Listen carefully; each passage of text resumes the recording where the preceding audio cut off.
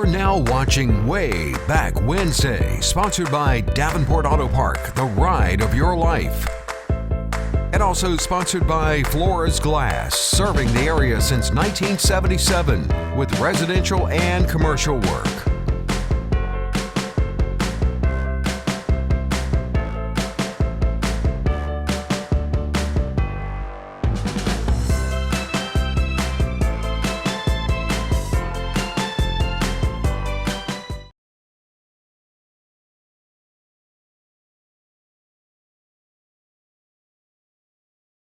Rocky Mountain. Welcome to Wayback Wednesday. I'm Randy Adcox.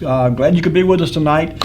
Sad to say, I think this may be my final show with Wayback Wednesday, and it's been a blast being on the show with you each week. I've thoroughly enjoyed it. I've had a good time, and I'm not sure what the future holds for the show. There was a gentleman that I think may still be in the running to take the show over, but I don't know the status of that, so I won't comment beyond that.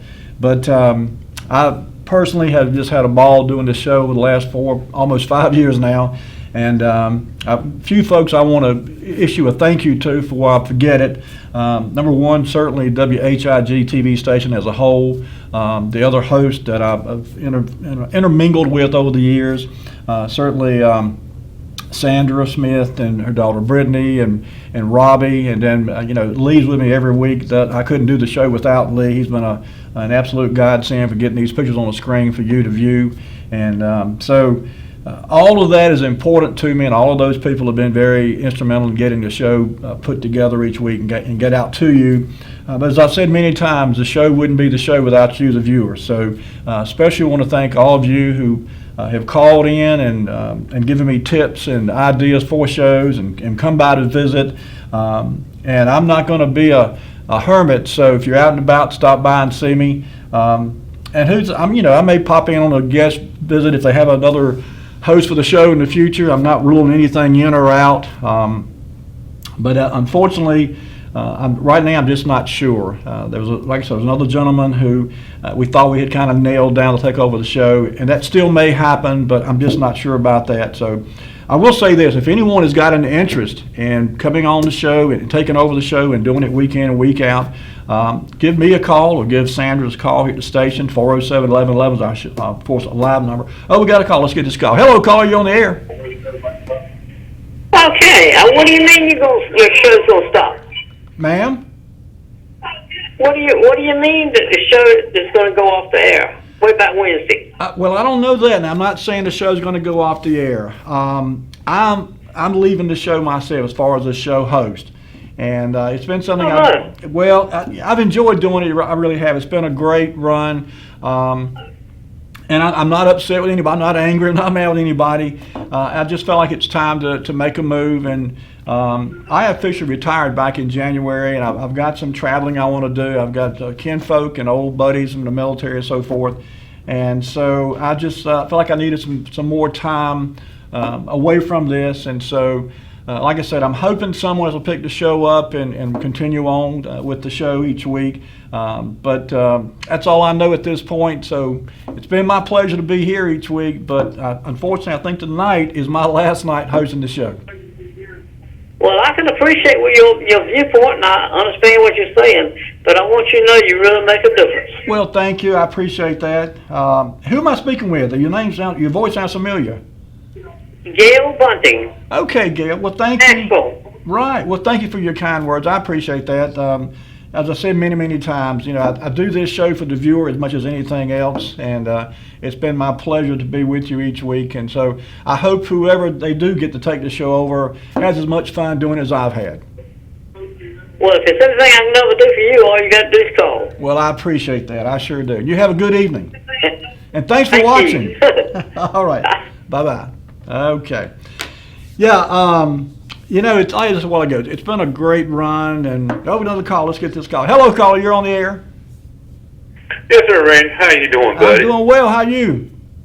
This is the other Randy, the living legend. Yeah, man. I sort of recognize that voice. Yeah, the old railroad guy. Yeah. Like I say, we're gonna miss you, and like I say, you really done good. You researched and everything. We just like the program every day, and I just want to tell you we appreciate your service. Well, thank you so much. That means more than you know, and it's been a labor of love for me. I've enjoyed every minute of it. Doing the show has been, I'm an old Rocky Mount boy, born and raised here, and I've said over and over and over again, every week I learn something about my hometown that I didn't know before.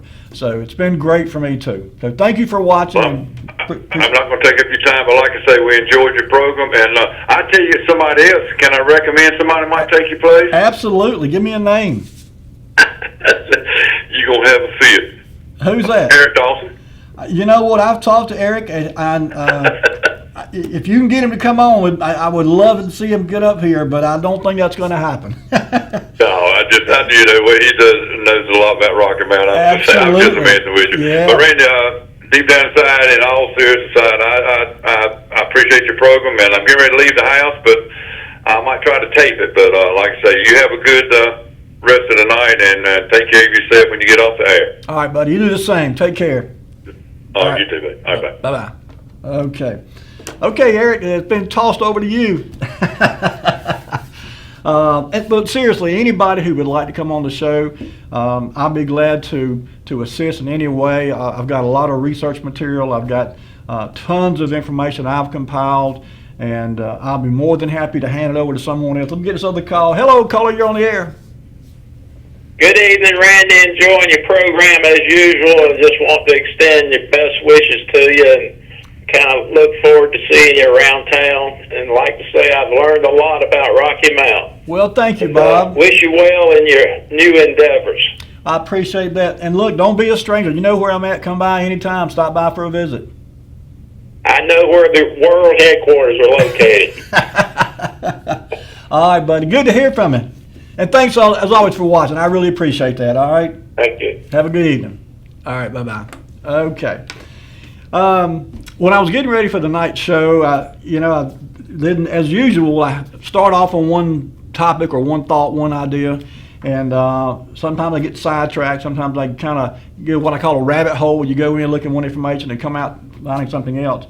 But I had a thought. A friend of mine is retiring any day now. I think he may be retired already. He was going to retire yesterday morning. I've not talked to him since then. But for the last 25, 30 years, he's been an over-the-road trucker. And we've talked at some length about his life on the road, if you will. And it got me thinking about the trucking industry as a whole. And, as a small child here in Rocky Mount, I have memories of watching big trucks roll up and down the road.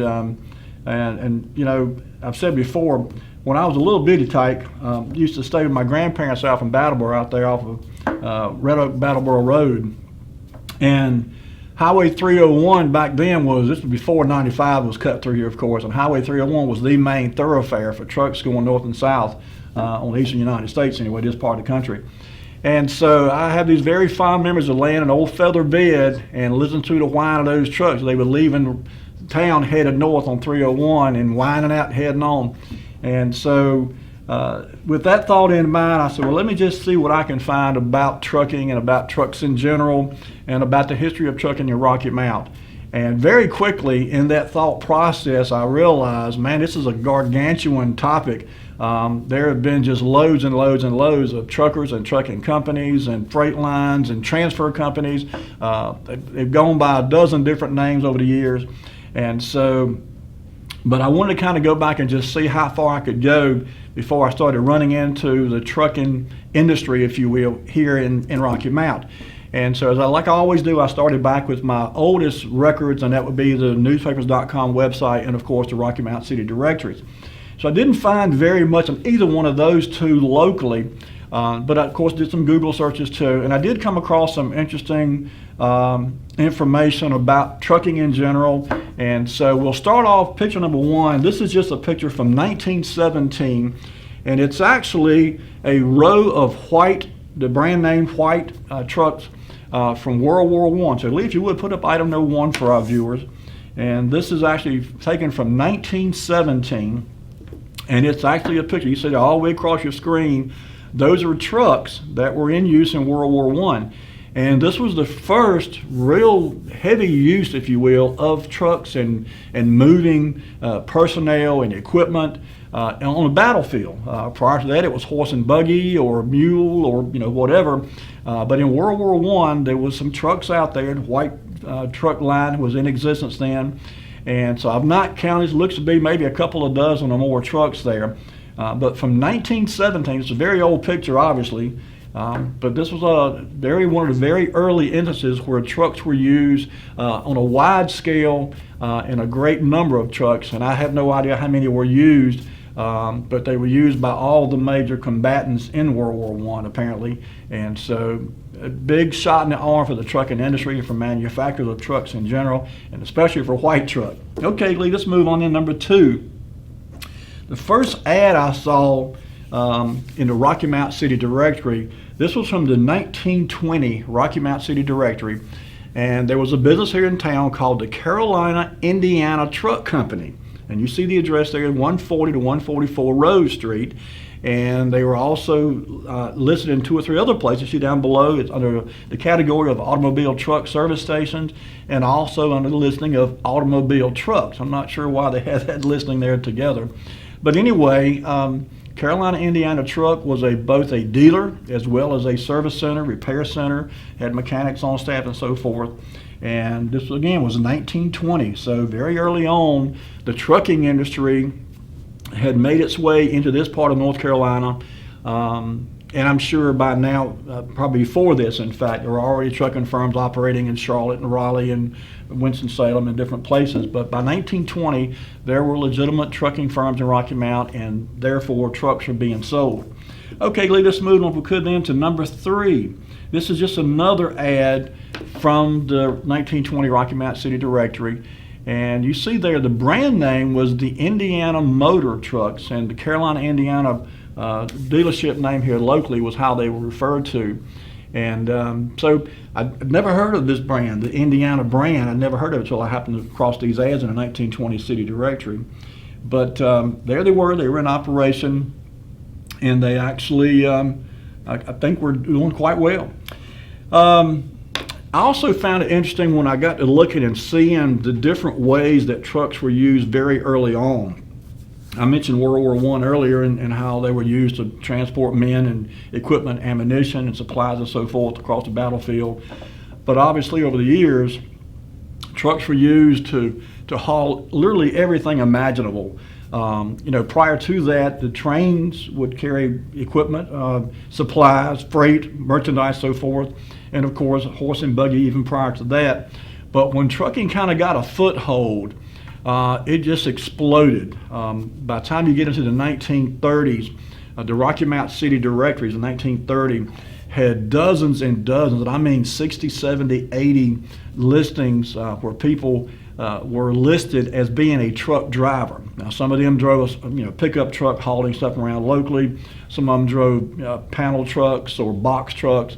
But the point is that by the 1930s, the trucking industry was well established, and it was a means of income and a career choice for a lot of different people. So let's go on number 5, Lee. This picture is from 1921. I'm sorry, I forgot about I had this here in a listing. This is from 1920 also, and it is actually a listing for a brand called Rio, and you see it was sold by Carolina, Indiana Truck Company. And for those of you, I don't know if you ever heard of the band, but there's a band called REO Speedwagon. And I just thought it was interesting, and I've not looked to see if the band itself named their band after this brand name REO and the model of a Speedwagon. But I was just kind of chuckling at the fact that there was a rock band, heavy metal rock band called REO Speedwagon, and here's a truck by the same name. And this is 1920. Okay, let's move on then. Number 5, I think we're at now. This I thought was neat, from 1921, and this is not here locally. I can't say this is in Washington, D.C., but it was a mail truck that was actually decorated for Christmas. And this was taken in December of 1921, and you see it's Santa Claus on the back there. And it was really fascinating the ways that they came up with using trucks. In this case, today you wouldn't think about seeing a mail truck decorated for Christmas. But in this case, they went all out and put Santa on the back and just went all out decorating all over the truck. So neat old picture there, again, from Washington, D.C., 1921. Okay, Lee, let's move on then. Item number, where are we at? 6, Lee? 6, here we go.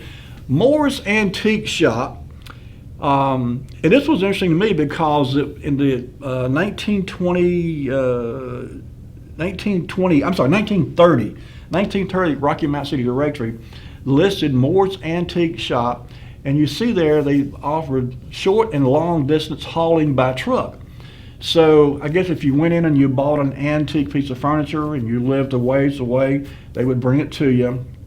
And that was pretty standard. If you bought from a local merchant, it was pretty standard for them to bring it to you. But again, this was just an indication of how trucks were used, and certainly I wouldn't have thought about an antique shop having a truck for delivery. I would have thought they'd been concerned about it being damaged, for example. But I guess wrap it in enough blankets and enough protective wrapping so it wouldn't get damaged, and they would bring it to you. This was from 1930. And as I said, by 1930, there was just an awful lot of interest in trucks in general. The trucking industry itself was certainly well established by now, and trucks began to become popular for the individuals, but certainly small businesses were seeing advantages in having a pickup truck as part of the operations of the business. Number 7, Lee, this is another ad that appeared in the 1930 Rocky Mount City Directory, Nash Brick and Coal. And you see there at the very bottom it says 14 trucks to serve you. Obviously you can't haul coal, something as heavy as coal, and something that's not designed to carry heavy loads like that. And a truck is a perfect fit for that. And so that was probably for the guys who used to have to haul a truck around, the implementation of a gasoline-powered, or even diesel for that matter, but certainly a powered vehicle, as opposed to a horse and buggy or some other means to haul coal around town. It's had to be a godsend for the guys whose job it was to deliver coal. And I have some very fond memories too. My grandparents, Theodore and Isabel Parris, that lived over on Spring Street off Falls Road, used to heat with coal. And I've hauled many a coal bucket full of coal from out in the coal bin to inside the house and sit it down on the floor beside the heater there.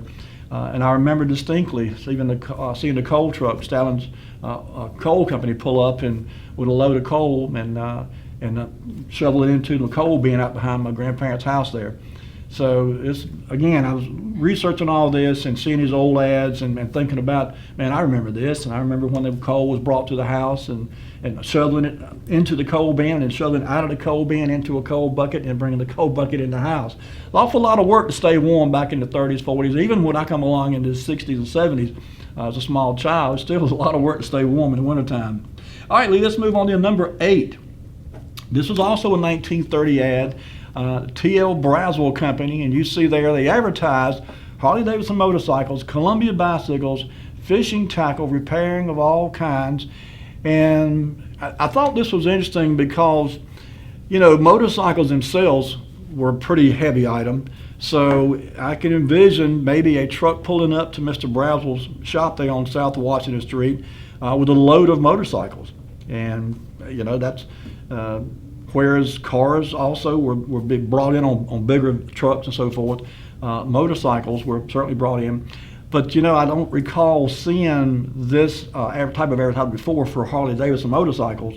But in any case, I'm sure they were brought in on trucks. And when I saw the ad, that's the first thought I had was he had to be getting these bikes coming in on the truck, and maybe had several bikes at one time. It'd probably a neat time to be around, hanging around there when the trucks unload his motorcycles. Okay, Lee, let's move on then. Oh, well, you know what? I'll tell you what let's do. I just realized it's time for our first commercial break. Let's go ahead and do that now. When we come back, we'll show you some more ads and some old pictures, and we'll talk a little bit. We'll take your calls as usual. So don't go anywhere. We'll be right back with more Wayback Wednesday.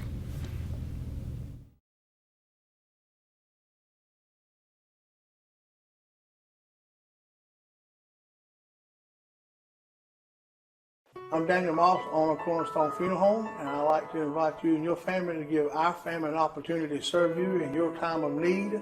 And we offer a full line of funeral services, everything from visitations to graveside services to cremations on site with a live crematory, as well as a banquet hall to meet the catering needs of our families that we serve. We offer catering service. We offer refreshments prior to visitations and services of our family. And we want to invite you to come and experience the difference here at Cornerstone Funeral Home.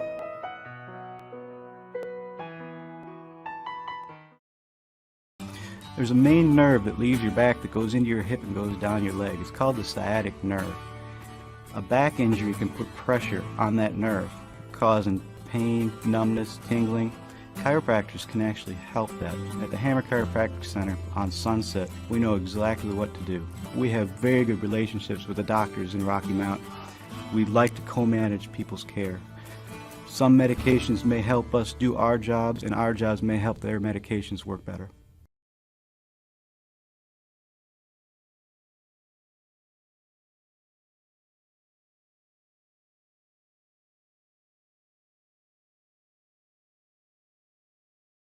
And we're back. We're back. If you're just tuning in, you're watching Wayback Wednesday. I'm Randy Adcox. We're talking about trucks in general, and particularly the trucking industry, and how we got a foothold in Rocky Mount very early on.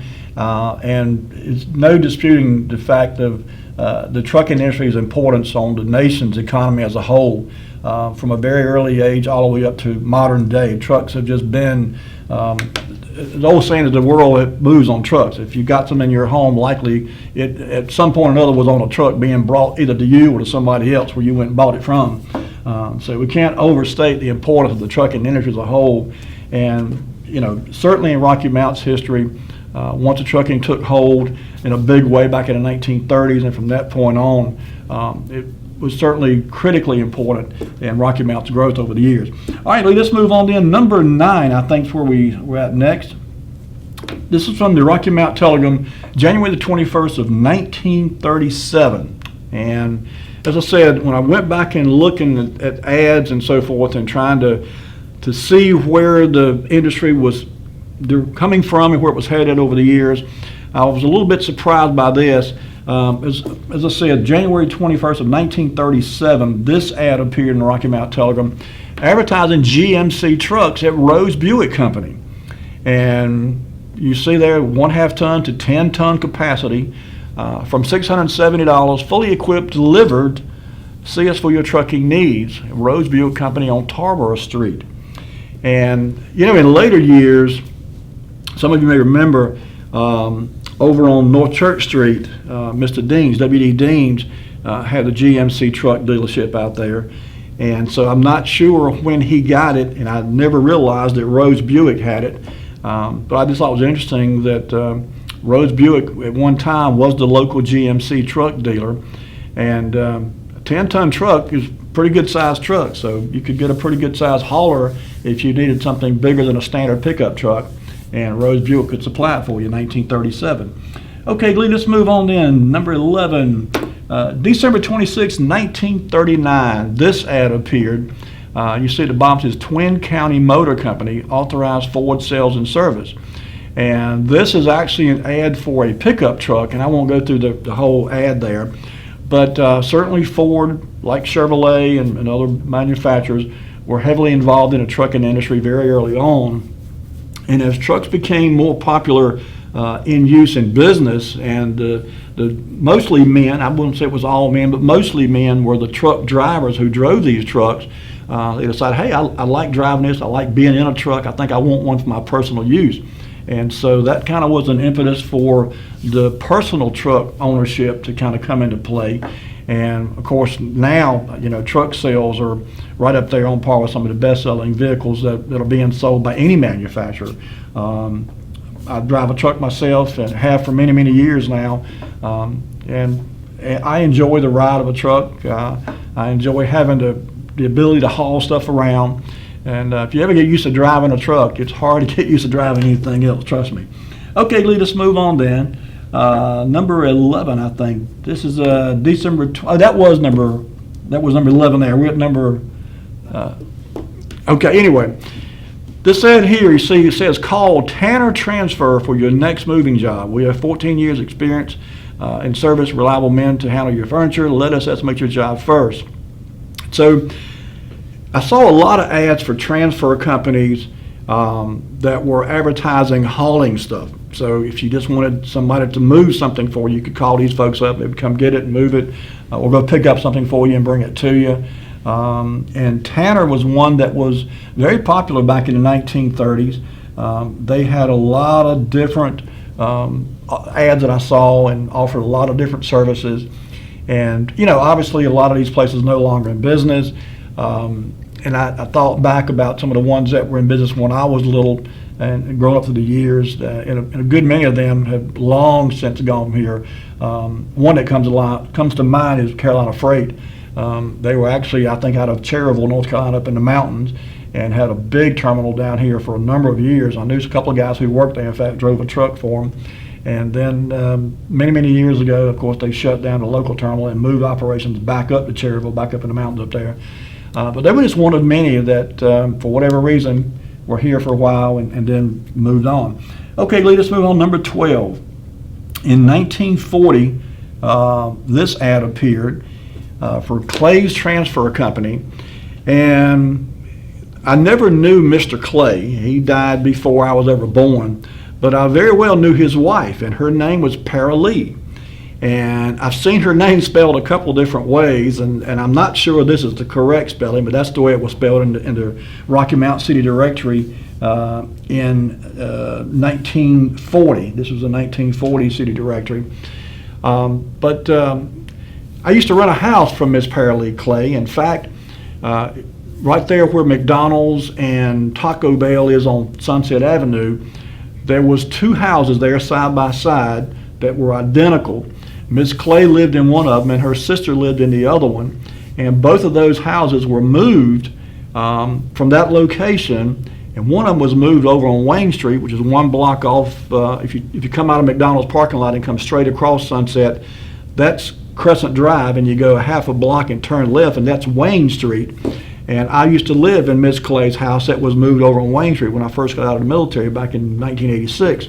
The other house was moved over further west off of Sunset over there behind the, there's a church down there, and a little road turns to the right by the church and goes down over the creek down there.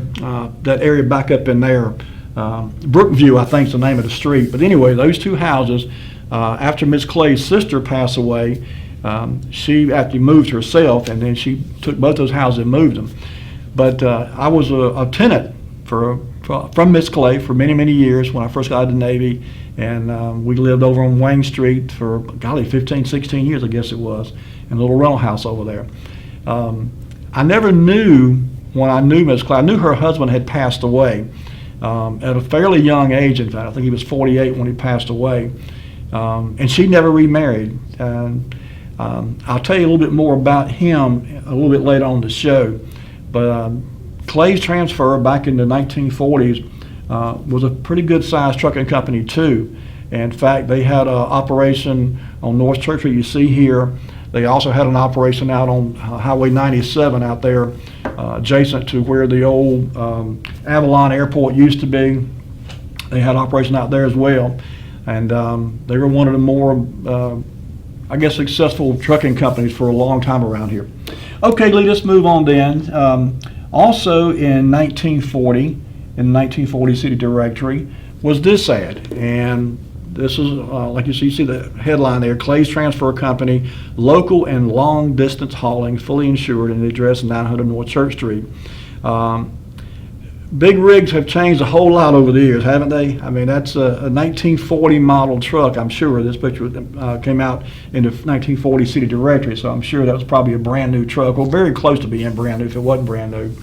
But very Spartan accommodations, I'm sure, in those old trucks then. And of course, the new modern trucks have got every whistle and bell and creature comfort you could ask for.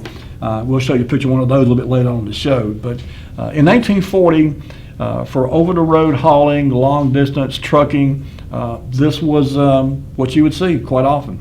All right, Lee, let's move on then. Let's see where we are, number 14, I think. Rocky Mount Telegram, June the 20th, 1941. This ad appeared here. This article appeared here. And it was talking about the Stallings Freight Company and how they were applying for permit to get a larger jurisdiction. And you see there, they were asking, in other words, for, I guess it was a permit involved here. They were asking from Rocky Mount to Tarboro, Oak City, Williamson, and Hamilton, from Tarboro to Canida, Bethel, Parmel, Robertsonville, and Williamson, from Rocky Mount to Pine Tops and Greenville, from Greenville to Grimeland to Washington, North Carolina, from Washington to Plymouth, from Plymouth to Jamesville to Williamston, and from Williamston to Windsor, Edenton, Hertford, Windfall, and Elizabeth City. I never realized that there were, and I don't think this is the case now. I'm not even sure how long this type of permitting was required or in place. But in 1941, the Stallings Trucking Company requested, I'm sure it was probably granted, permitting to allow them to operate in all these areas here. So that's a pretty broad range, basically operating out of Rocky Mount. But in any case, it was just part of the industry back in 1941. Okay, let's fast forward a bit. Lead number 15, this was from 1943, and this also is not from Rocky Mount. I just thought it was a neat old ad from 1943. Victory Oil Company.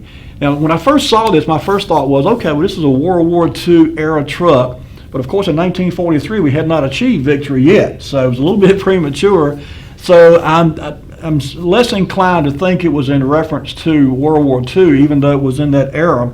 1943, World War II was certainly raging, but just a reminder of the different types of uses for these trucks, and certainly hauling fuel oil, gasoline, other automotive liquids, and so forth, and other chemicals in general, I should say. These things were, this was the best way to do it, bar none. You could get into places that the train couldn't get to. It could carry loads that prior means of hauling, horse and buggy, etc., couldn't do. So it was, again, to be involved in the trucking industry in the 1930s and 40s was seriously being involved with the growth of the country, not just local cities like Rocky Mount, but all over the country. Trucks were moving merchandise and moving supplies and helping the country get things, desperately needed things, I might add, from point A to point B. And so my friend that's a trucker, I routinely kind of tease him a bit, but he'll tell you quite candidly he feels like he has served his country by being a truck driver over the last 25 or 30 years. And I guess in many ways he's exactly right, because if you're out here and you're dealing with the traffic and the weather and the idiots on the road who shouldn't be out there, and you're moving merchandise around that we all need, then yes, you are in so many ways serving your country. So I tip my hat to the truckers out there. You've earned the notification or classification of being a servant of this country. All right, let's move on. Number 17. I mentioned earlier that I had seen the ad for Tanner's Transfer. I just thought this was a neat ad. It was a Christmas ad, obviously. It came out in, 19, I thought I saw a date on this ad, but I guess I didn't. But in any case, it was advertised that they sold the Cushman motor scooter. And, they were obviously a transfer/trucking company, but like so many other companies did at Christmas time, and we've talked about this on previous shows, how local places that may have catered to one type of business or one type of clientele or customer throughout the year would sometimes bring in other items to sell only for Christmas and specifically for the Christmas holiday shopping season. And boy, wouldn't you love to have a Cushman motor scooter today? If you could get one, probably worth a fortune. But I had a couple occasions over the years to ride a Cushman. One when I was a young fellow, and in fact both times I was very young, and they belonged to someone else that I had opportunity to ride them. But I'd love to have one now. It'd be a lot of fun to ride around on a Cushman motor scooter. Okay, Lee, let's move on then. Where are we at? Number 17, I believe now, right? Yeah. Okay, number 17. This ad appeared in the 1950 Rocky Mount City Directory. And of course, it's also an ad for Tanners also. When you see there, local and long distance, cargo is fully insured, no job too large or too small. They were at 1442 South Church Street. And I'm not sure when they went out of business, but for many years, like I saw bunches of ads for Tanner's Tanner's Trucking, or Tanner's Transfer, I should say, in the Rocky Mount Telegram. Either they were looking for drivers or advertising their services that they could haul stuff for you. But during the 1940s and even into the 1950s, they were very popular and served a pretty good sized area around here as well. Okay, Lee, let's move on then. Number 18. This ad appeared January 31st of 1951, and this is one of the companies that I remembered as a child. It was in business, I don't know when they went out of business, but C.S. Henry Transfer. And this is a neat ad that appeared. They were one of the first companies, certainly one of the first trucking companies here locally, but one of the first companies also to offer employee health insurance.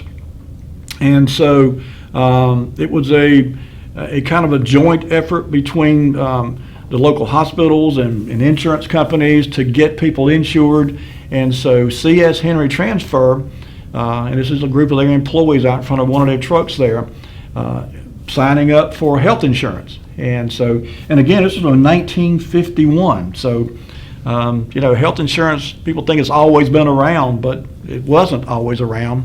And unless you happen to work for some of the bigger companies, I think the ACL Railroad had some health insurance prior to this. But in the 1950s, a lot of companies didn't offer health insurance. And so you kind of rolled the dice and took your chances if you got sick. And hopefully you didn't get too sick to be able to afford to get your treatment and so forth. Okay, Lee. We were a little bit late on that last commercial break, so let's catch this one right on time. It's time for that next commercial break, so let's go ahead and take that now. When we come back, we're going to show you some more old ads, some more pictures, and as always, we'll be glad to take your calls. So don't go anywhere. We'll be right back with more Wayback Wednesday.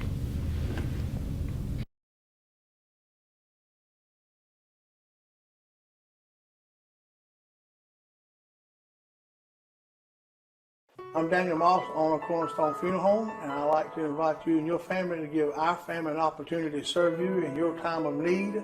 And we offer a full line of funeral services, everything from visitations to graveside services to cremations on site with a live crematory, as well as a banquet hall to meet the catering needs of our families that we serve. We offer catering service. We offer refreshments prior to visitations and services of our family. And we want to invite you to come and experience the difference here at Cornerstone Funeral Home.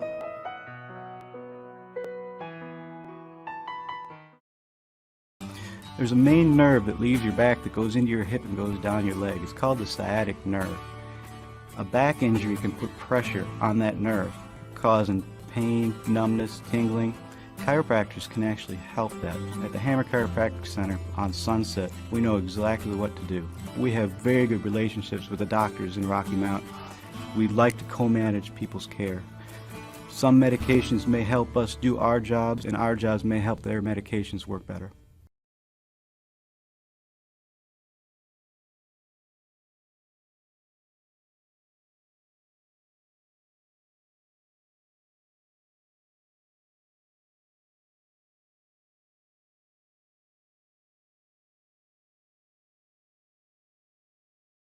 Tuning in, I want to kind of touch base on something I said at the top of the show tonight. Tonight is my official last night hosting Wayback Wednesday. It's been an absolute privilege for me to be with you each week. I've enjoyed hosting the show, and I've especially enjoyed interacting with you, the viewer. I appreciate all the calls. I appreciate your ideas and topics, suggestions for the show. And you've heard me say many times, to me, it's always been about you, the viewer, and that's what's made it so enjoyable for me to share the things that I have learned myself each week with you, the viewer. And there's a lot of history in Rocky Mount. We've only scratched the scratch. So I told somebody recently, I said, it's not that I've ran out of history to talk about in Rocky Mount. I don't think you could run out of history to talk about. And as fun as it's been, and as much as I've enjoyed doing it, all good things must come to an end, as old saying goes. And so for me personally, it's a good time to move on. And I'm sincerely hoping that someone else will pick up the reins and carry on with the show. And I say that because I know there's been a fair amount of interest in this show. We don't do any kind of Nielsen rating here, so I don't have any idea how many viewers I have or have had. But I hear from you all the time, you the viewer, and so it's been really nice to hear your compliments and your praise about the show. And so I hope that can continue with whoever takes over the show. And while we're on that topic, if you've got an interest in hosting Wayback Wednesday, I know the station would love to hear from you. As I said before, I've got a ton of research material. I've got anything that I've got that I've used to prepare for the show in the past. I'm more than willing, more than happy, in fact, to pass it on to the next host. So if you think you'd like to come up here each week, and it's not difficult, as I've said, it takes a little bit of time to prepare. I spend a fair amount of time researching each week, but that's because I want to be accurate, and sometimes I'm not. And when I realize that I've put something out that was in error, I try to correct it and make sure I get the correct information out there. But like I said, there's an awful lot of information available online. There's an awful lot of information available through traditional sources. The public library is a great source. And so if you're interested in hosting the show or would like to be a co-host on the show, I'm sure Sandra would like to talk to you. If you want to talk to me and get some help or assistance or pointers or ideas, I'm available. My cell number is 883-1123. Again, 883-1123. The number here at the show is 407-1111. There's a separate number for the station itself, and that number always escapes me. But in any case, I'm sure if you want to get up with Sandra, you can call me or call this number here, and we'll get you in touch with someone. There you go. Well, that's the number for the live shows, 407-1111. But in any case, I sincerely do hope the show can continue. It's been my pleasure to do it over these last 4+ years. And so I'm just hoping, and fingers crossed, that it'll continue on. I don't think there'll be an episode next week, unless it's a rerun, of course.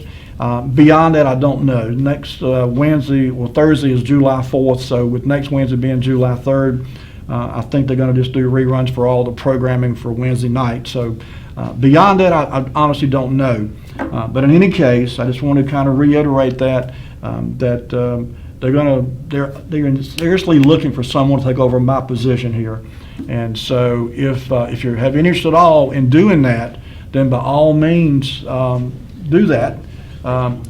Lee just brought me the number. 446-8857 is a station number, not the live number on air, but the station number, 446-8857. So if you'd like to talk to, there's another number too, 446-6161. But if you'd like to talk to someone about becoming a host for this show, or maybe doing another show altogether, give the station a call, and I'm sure they'd love to talk to you.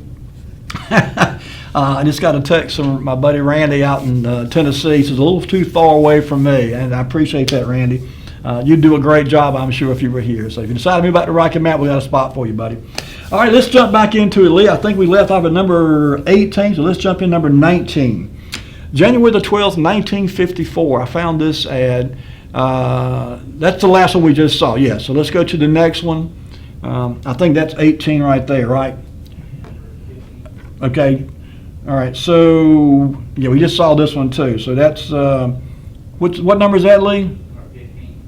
15. Let's go on number 19. Yep, go to 19. Okay, here we go. This ad appeared January the 12th, 1954. And you see, this is an ad for Ford trucks here. And this was the first ad I saw for a dump truck. And I'm not sure when dump trucks came into mainstream usage, but certainly by 1954 they were. And I'm sure they were in use prior to this as well. But you see the truck bodies have begun to change a little bit, looking more like a more modern truck, but still kind of rounded edges and so forth. But this is obviously a heavy-duty commercial truck here. And, you know, when you start thinking about the different ways that trucks have been used over the years, and the different types of things that have been hauled and are being hauled and can be hauled by truck, you start to kind of get a picture and a new appreciation for just how important not only trucks are, but the trucking industry as a whole, from small pickup trucks hauling, little small items to great big over-the-road semi-trailer rigs to dump trucks and fuel trucks and all these trucks. The company couldn't have gotten to where we are today without these kinds of vehicles. So to say they've been important is certainly an understatement. Okay, Lee, let's move on then. Number 21, October the 16th, 1954. This ad appeared, and we've talked about Hurricane Hazel many times on the show, and we've shown this picture on the left here. That's the old outside the A&P store, on the roof below the A&P store over there on the corner of Marigold Street and Atlantic Avenue, or Arlington, I think it was. But anyway, the picture to the right says a roof blown from the McLean Trucking Company's office at 814 North Church Street lies on the nearby home of Samuel Farmer of 219 Willow Street. So this article appeared, obviously, I think the day after Hurricane Hazel had come through and wreaked her havoc on Rocky Mount. And this article that appeared in the Telegram that day had a series of pictures, and so this is two of them. And Lee, if you would, number 22 is the next series of pictures, just two more pictures actually, from the same article, same page. And both of these kind of made me chuckle. Number one, the picture on the left, this is a picture of guys standing out the Rocky Mount Airport over on Church Street, holding on to the wing of an airplane so the hurricane wouldn't blow it away. The Civil Air Patrol guys, and obviously they had a mission there, and I tip my hat to them.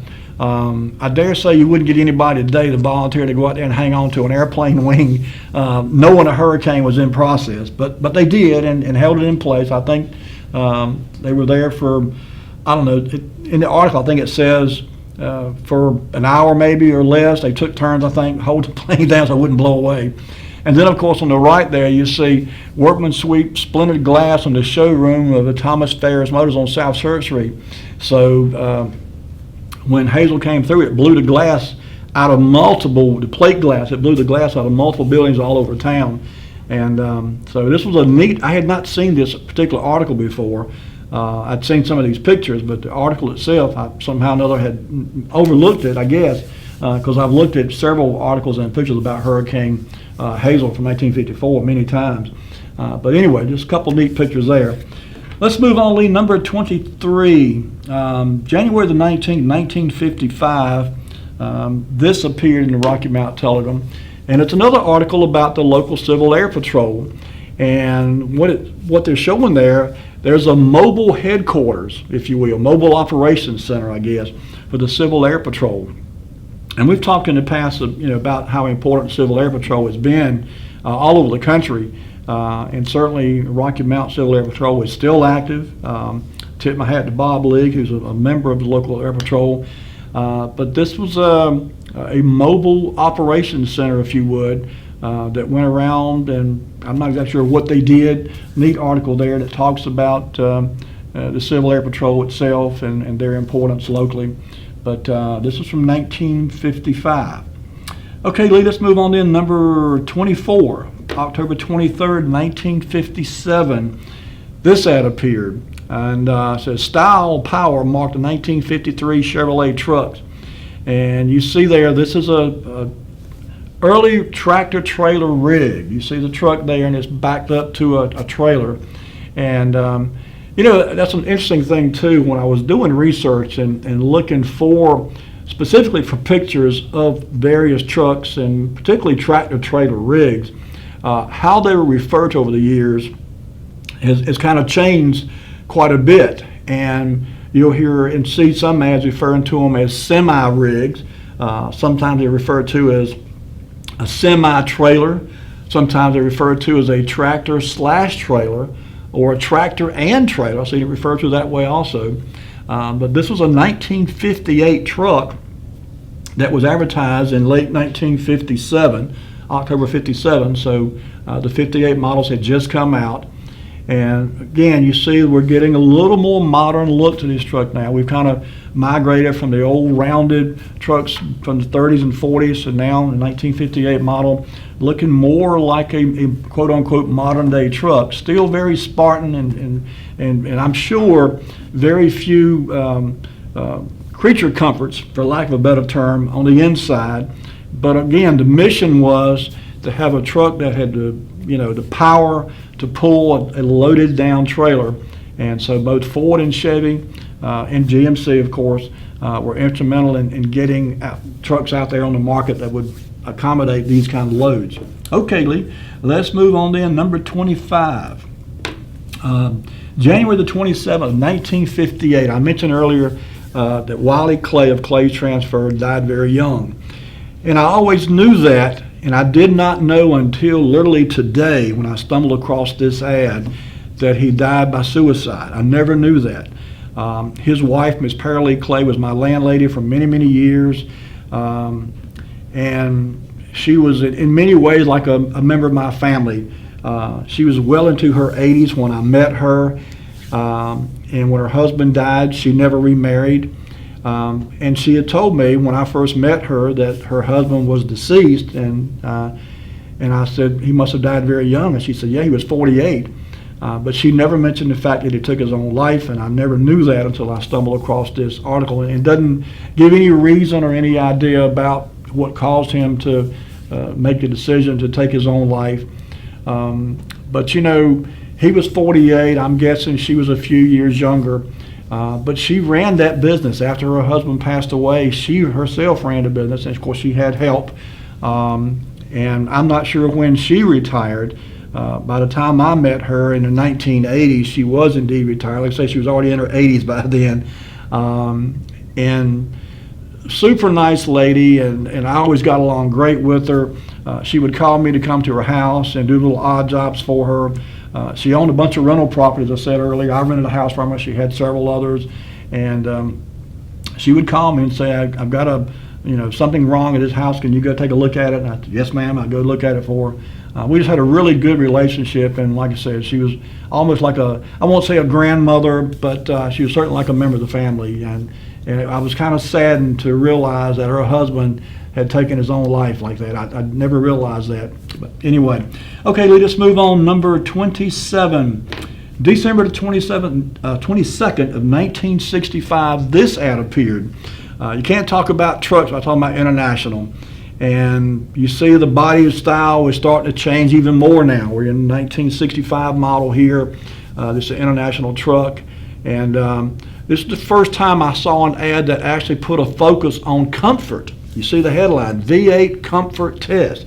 So, truckers were beginning to say, look, we're spending hours and hours and hours on these things all day long. Can we get a little bit of cushion, a little bit of air conditioning, a little bit of radio, a little bit of comfort that's more accommodating? And so the manufacturers started listening and started putting a little more focus on the creature comforts that were non-existent in the earlier trucks from the 30s, 40s, and even into the 50s. And so when you look at where things were and where things have advanced to, number 28, Lee, if you would. This is an ad here. I just thought this was a neat Christmas toy. And these were really neat when I was a kid growing up. $1.39 what this thing sold for in December of 1965. But anyway, so and lastly, I think, Lee, we got, there you go. This is a 2024 white Freightliner. I'd be afraid to venture guess what this thing sells for, but I can promise you this: if you crawl in the cab of this truck here, you're crawling into some comfort and luxury and creature comforts of every imaginable thought. This friend of mine, this truck driver I mentioned earlier, I've sat in his truck, and his is a 2022 or 2023. It's fairly new anyway. But you sit in these things, like sitting on a cushion of air.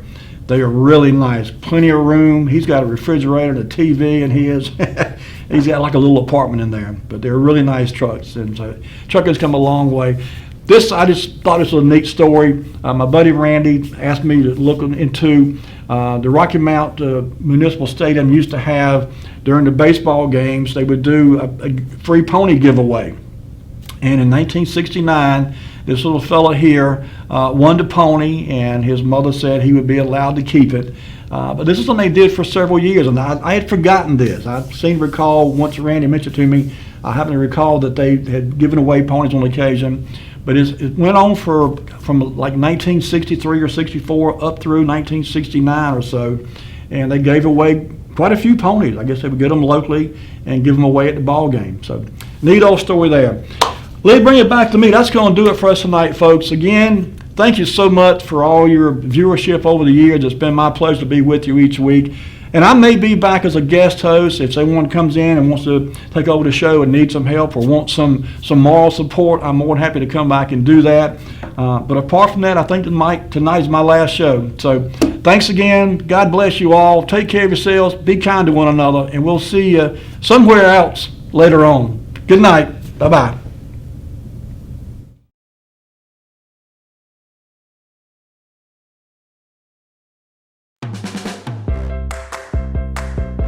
You're now watching Way Back Wednesday, sponsored by Davenport Auto Park, the ride of your life. And also sponsored by Flores Glass, serving the area since 1977 with residential and commercial work.